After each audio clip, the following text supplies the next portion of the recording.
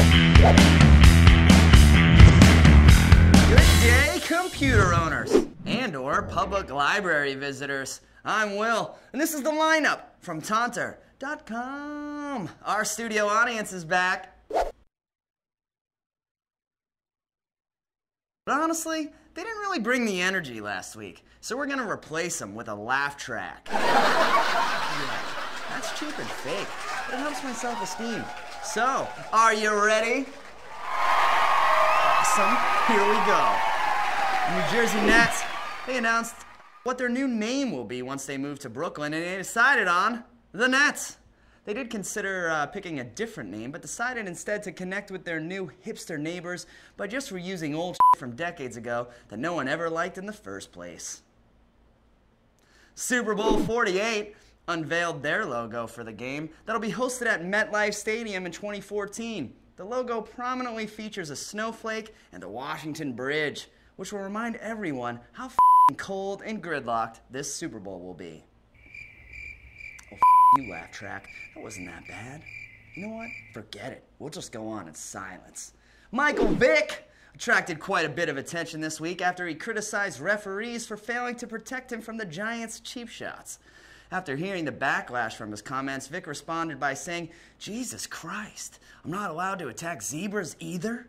People are going to have to make a goddamn list of what animals are off limits."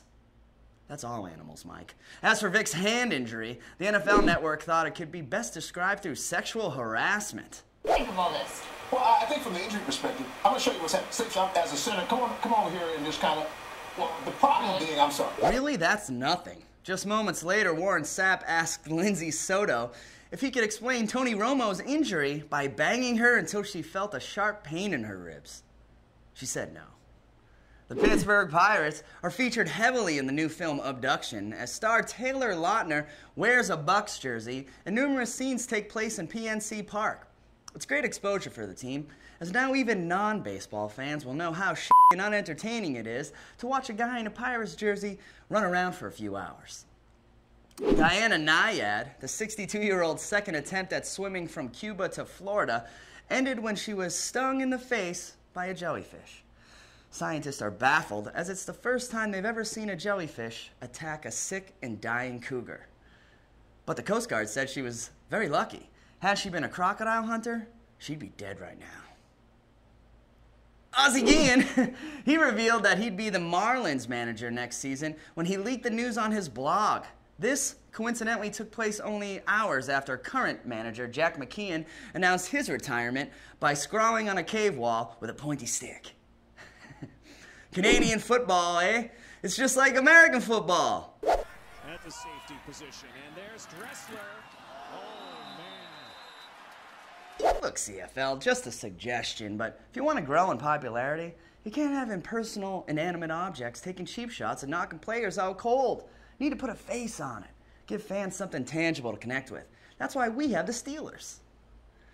John Lackey filed for divorce from his wife, even though she continues to undergo treatment for cancer. Look, I know this seems awful, but Lackey's wife should have seen it coming. I mean, come on. Catherine the Great, Mr. Hands, and now her. Everyone knows bad things happen in threes, especially when it comes to people who horses. Speaking of animals with big mouths, after 33 years, Andy Rooney, my personal nemesis, is retiring from his role as CBS's lead bitcher and moaner. To pay tribute to this curmudgeon, we wanted to let Andy give his insightful opinions on the world of sports. It's Friday. Why would they give rifles to skiers? They don't give them to hockey players. Congrats on the retirement, Andy, and here's to a happy and comfortable journey through the gates of hell. Well, that's it for now. I'm Will Noonan, back next week with another edition of 60 Minutes.